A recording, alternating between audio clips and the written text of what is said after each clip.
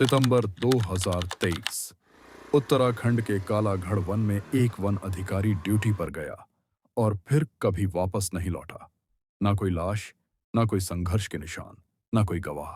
उसे ढूंढने के लिए एक दूसरा अधिकारी भेजा गया, लेकिन अगले 7 रातों में उसने जो देखा वो उसने एक डायरी में लिखा। ये वही डायरी है, ये वही 7 रातें हैं। और अगर आप दिल के कमजोर हैं तो ये पॉडकास्ट अभी बंद कर दीजिए, क्योंकि जो आप सुनने वाले हैं वो आपको जंगल की तरफ कभी मुड़कर देखने नहीं देगा। तो चलिए शुरू करते हैं वन अधिकारी की डायरी से वो 7 रातें। कहानी शुरू करने से पहले बस एक छोटी सी गुजारिश। अगर आपको इस तरह की डरावनी, सच्ची सी लगने वाली कहानियां सुनना पसंद है तो वीडियो को लाइक जरूर कर दीजिए और चैनल को सब्सक्राइब भी। आपका एक लाइक और एक सब्सक्राइब मुझे ये भरोसा देता है कि आप इन कहानियों को सुनना चाहते हैं, और यही भरोसा मुझे और भी डरावनी और भी सच्ची लगने वाली कहानियां लेकर आने की प्रेरणा देता है। अब बिना और समय गंवाए चलते हैं वापस कहानी में। सितंबर 2023, कालागढ़ रिजर्व फॉरेस्ट। जब मैं यहां पहुंचा तो पहली चीज जो मैंने महसूस की वो सन्नाटा था। ऐसा सन्नाटा जो कानों में चुभता है। जंगल था, लेकिन जंगल की आवाज नहीं थी। ना पक्षी, ना झींगुर, ना पत्तों की सरसराहट। जैसे सब कुछ किसी चीज के आने का इंतजार कर रहा हो। दोपहर के करीब 2 बजे मैं फॉरेस्ट चौकी पहुंचा। लकड़ी की पुरानी इमारत, दीवारों पर नमी के निशान, छत से लटकते जाले। यह जगह कभी किसी अंग्रेज अफसर की चौकी रही होगी। अब यह बस एक छोड़ी हुई याद लग रही थी। चौकी के बाहर 2 वन रक्षक खड़े थे। दोनों की उम्र करीब 50 के आसपास।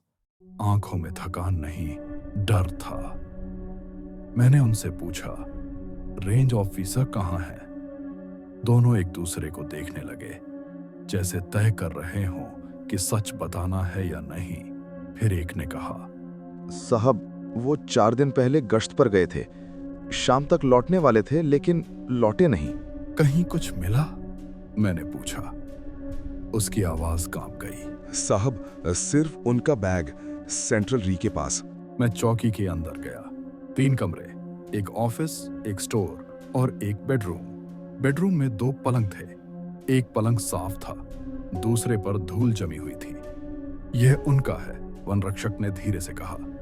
मेरी नजर मेज पर रखी एक पुरानी नोटबुक पर गई। मैंने उसे उठाया। डायरी, पहला पन्ना खुलते ही लिखा था, अगर कोई यह पढ़ रहा है तो इसका मतलब है मैं वापस नहीं आया। मेरे हाथ अपने आप ठंडे पड़ गए। शाम होने लगी थी। जंगल में अंधेरा जल्दी उतरता है। 5 बजे ही ऐसा लगने लगा जैसे रात हो। मैंने जनरेटर चालू किया। चौकी की लाइटें जलीं। पीछे से वन रक्षकों की आवाज आई, साहब, हम लोग गांव लौट रहे हैं। रात में यहाँ कोई नहीं रुकता। मैंने कुछ नहीं कहा, बस सिर हिलाया। उनकी जीप चली गई और मैं पूरी चौकी में अकेला रह गया। रात के करीब 7 बजे मैंने डायरी फिर खोली। दूसरा पन्ना, 20 अगस्त। 4 महीने हो गए यहाँ आए। जंगल अजीब है, रात में आवाजें आती हैं। यह जानवरों की नहीं हो सकती। मैं पढ़ता गया। 23 अगस्त। कल रात चौकी की पिछली दीवार पर खरोंच के निशान मिले, बहुत गहरे। रामदीन कहता है यह वो है। मैंने खिड़की से बाहर देखा। जंगल अब पूरी तरह काला था। तभी आवाज, सीधे चौकी की पिछली दीवार से। मेरी सांस रुक गई। डायरी बंद हुई। आवाज फिर आई, इस बार और पास। मैं टॉर्च लेकर धीरे धीरे पीछे के दरवाजे तक गया। दरवाजा खोला। टॉर्च की रोशनी दीवार पर पड़ी और जो मैंने देखा वो जानवर के निशान नहीं थे। दीवार पर लंबी लंबी खरोंचें थीं, जैसे किसी इंसान ने बहुत लंबे नाखूनों से दीवार नोची हो। मेरे गले से आवाज नहीं निकली। मैं दरवाजा बंद करके अंदर भागा। रात के 11 बजे मैं बिस्तर पर लेटा था। लाइट जली हुई, नींद गायब। तभी ढक ढक ढक, छत पर कदमों की आवाज, भारी, धीमी, सीधे मेरे कमरे के ऊपर। फिर सूंघने की आवाज, जैसे कोई कमरे के बाहर हवा में मेरी मौजूदगी महसूस कर रहा हो। और तभी एक धीमी आवाज, आ र जा उन, मेरा नाम। मेरे हाथ कांपने लगे। मैं चीखना चाहता था, लेकिन गला जैसे बंद हो गया था। खिड़की पर धीरे धीरे थपथपाने की आवाज आई। थप थप थप। मैंने आंखें बंद कर लीं और बस यही सोचा, अगर यह सपना है तो कभी खत्म क्यों नहीं हो रहा। जब आंख खुली तो सुबह हो चुकी थी। पहली रात खत्म हो चुकी थी। सुबह जब मेरी आंख खुली तो पहला एहसास डर का नहीं था, बल्कि थकान का। ऐसी थकान जैसे पूरी रात मैं सोया नहीं, बल्कि किसी ने मेरे दिमाग को जगह जगह कर घुमाया हो। घड़ी देखी, सुबह के 6:20। लेकिन हैरानी की बात यह थी कि चौकी के बाहर अभी भी हल्का अंधेरा था। जंगल में सुबह देर से होती है, यह मुझे पता था, लेकिन आज अंधेरा कुछ ज्यादा ही लंबा खिंच गया था। मैंने दरवाजा खोला। ठंडी हवा का झोंका सीधे चेहरे से टकराया और उसी पल मुझे लगा कोई मुझे पीछे से देख रहा है। मैंने तुरंत पलट कर देखा। कुछ नहीं, सिर्फ वही घने पेड़ जिनकी टहनियां हवा में आपस में टकरा रही थीं। लेकिन आज उनकी आवाज सामान्य नहीं लग रही थी, जैसे वो आपस में फुसफुसा रहे हों। चौकी के बाहर दोनों वन रक्षक खामोशी से बैठे थे। उनके चेहरे देखकर मुझे लगा शायद उन्होंने भी रात की खामोशी में कुछ अजीब सा महसूस किया था। एक ने धीरे से पूछा, नींद आई? मैंने झूठ बोला, थोड़ी।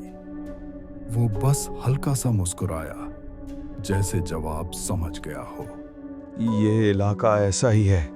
पहली रात अक्सर चुप रहती है, लेकिन कई बार दूसरी रात आवाजें पहचान बन जाती हैं। उसकी बात सुनते ही मेरे हाथ अपने आप मुट्ठी में भींच गए। दिन में मैंने पूरे इलाके की जांच करने का फैसला किया। जहां पहला अफसर आखिरी बार देखा गया था। जैसे जैसे मैं जंगल के अंदर घुसता गया, वैसे वैसे हवा भारी होती गई। पक्षियों की आवाज लगभग गायब हो चुकी थी, सिर्फ कभी कभी सूखे पत्तों पर कुछ गिरने की आवाज। लेकिन जब देखो, कुछ नहीं। एक जगह पेड़ के तने पर अजीब से नाखूनों के निशान थे, बहुत गहरे, इतने गहरे कि किसी जानवर के नहीं लग रहे थे। मैंने हाथ लगाया। लकड़ी अब भी थोड़ी गीली थी, जैसे ये निशान बहुत पुराने नहीं थे।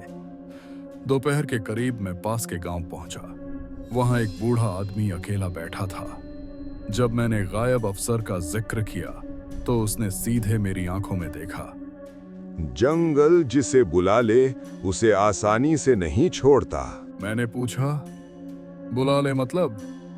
वो खड़ा हुआ और जाते जाते बस इतना बोला, अगर रात को नाम सुनाई दे तो जवाब मत देना। अंधेरा धीरे धीरे नहीं, बल्कि अचानक गिरा, जैसे किसी ने जंगल पर काली चादर डाल दी हो। चौकी के अंदर मैंने हर खिड़की बंद कर दी, दरवाजे पर कुंडी लगाई, डायरी खोली और लिखा। आज हवा भी सच नहीं लग रही। करीब 9:40। अचानक रेडियो से हल्की सी आवाज आई, शोर नहीं बल्कि सांस जैसी। मैंने रेडियो बंद कर दिया, लेकिन आवाज रुकी नहीं। अब वो दीवारों से आ रही थी। फिर बाहर से कदमों की आवाज, धीमी, लेकिन जमीन पर नहीं, छत पर, जैसे कोई छत के ऊपर घूम रहा हो। मेरी सांस तेज हो गई और तभी किसी ने बहुत हल्की आवाज में मेरा नाम लिया, एकदम सही लहजे में। मेरे शरीर ने जवाब देना चाहा, लेकिन मुझे बूढ़े की बात याद आ गई। मैं चुप रहा। खिड़की के पर्दे के पीछे परछाई हिली। इस बार वो रुकी और कई सेकंड तक वहीं रही। ऐसा लग रहा था जैसे वो इंतजार कर रही हो मेरे बोलने का, मेरी गलती का। फिर धीरे धीरे वो परछाई हट गई, लेकिन जाते जाते एक बात फुसफुसाई, कल और पास आऊंगा। मैं पूरी रात बैठा रहा। सुबह जब पहली रोशनी आई तो चौकी के दरवाजे के बाहर मिट्टी में नंगे पैरों के निशान थे, जो जंगल की तरफ नहीं बल्कि चौकी के अंदर जाते दिख रहे थे। सुबह उठते ही सबसे पहले मैंने देखा कि सूरज हल्का सा लाल था, लेकिन आसमान में अचानक कोई धुंध जैसे फैली हो। पहली बार मुझे ये एहसास हुआ, जंगल सिर्फ पेड़ और पत्तों का नहीं है।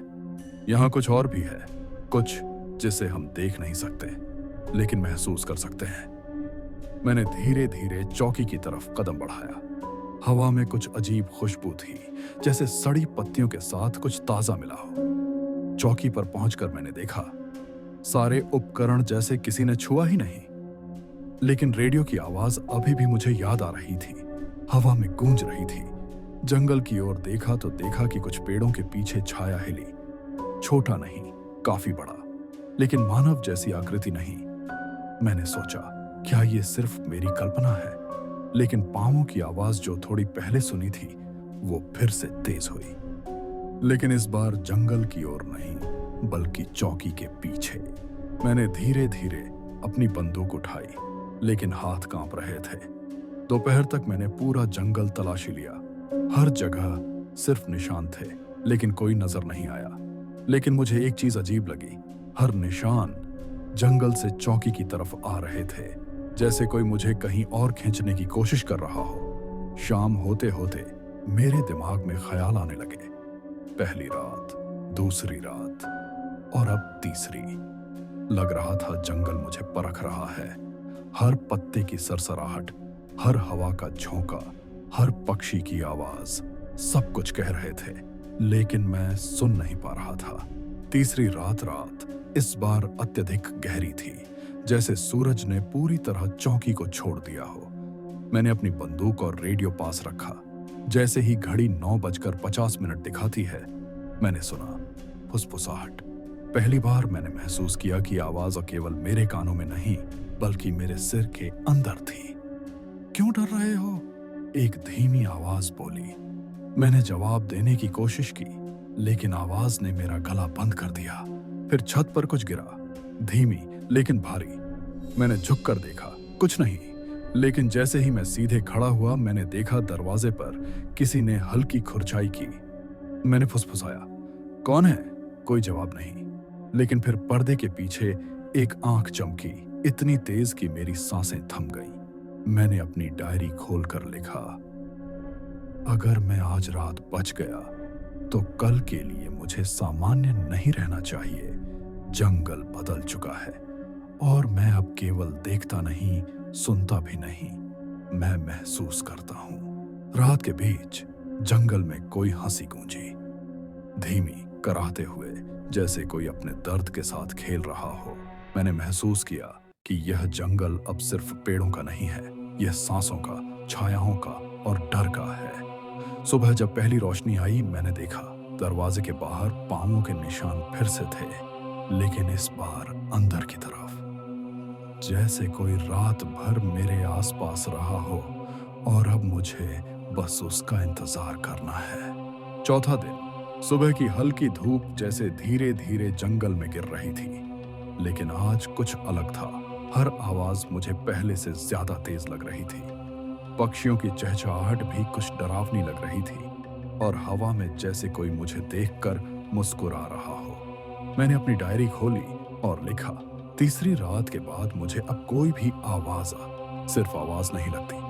हर फुसफुसाहट, हर पत्ते की सरसराहट कुछ कहना चाहती है। जंगल में कदम रखते ही मैंने देखा, पहले की तरह निशान थे, लेकिन इस बार सिर्फ जंगल की ओर नहीं, बल्कि नकली रास्तों पर भी थे। किसी ने जंगल में पैरेलल निशान बनाए थे, जैसे किसी ने मुझे भ्रमित करने की कोशिश की। मैंने अपने कैमरा से हर निशान को फोटो खींचा, लेकिन तस्वीर में कुछ भी साफ नहीं देखा, सिर्फ धुंध और छाया। दोपहर होते होते मैंने देखा कि एक पेड़ के नीचे कुछ बिखरा पड़ा है, साबुत, लेकिन इंसानी नहीं। छोटे छोटे डीले पत्ते और कुछ सड़े हुए पंख जंगल की ओर इशारा कर रहे थे। मेरी धड़कन तेज हो गई। मुझे महसूस हुआ, जो भी यहाँ है वो और करीब आ गया है। शाम होते होते मैंने अपने रेडियो को उठाया। सिर्फ स्टैटिक आवाज आ रही थी, लेकिन बीच बीच में एक धीमी गूंजती हंसी इतनी अजीब थी कि सुनते ही मेरे कान में शून्यता छा गई। मैंने खुद से कहा, यह अब केवल जंगल नहीं है, यह कोई खेल है और मैं खिलाड़ी हूं। रात का समय जैसा हमेशा डरावना होता है, लेकिन इस बार कहीं से सन्नाटा नहीं था। हर दिशा में शोर, चुप्पी, फुसफुसाहट, सब कुछ एक साथ। मेरे चारों ओर एक हल्की चमक दिखी। मैंने सोचा, क्या ये आग है?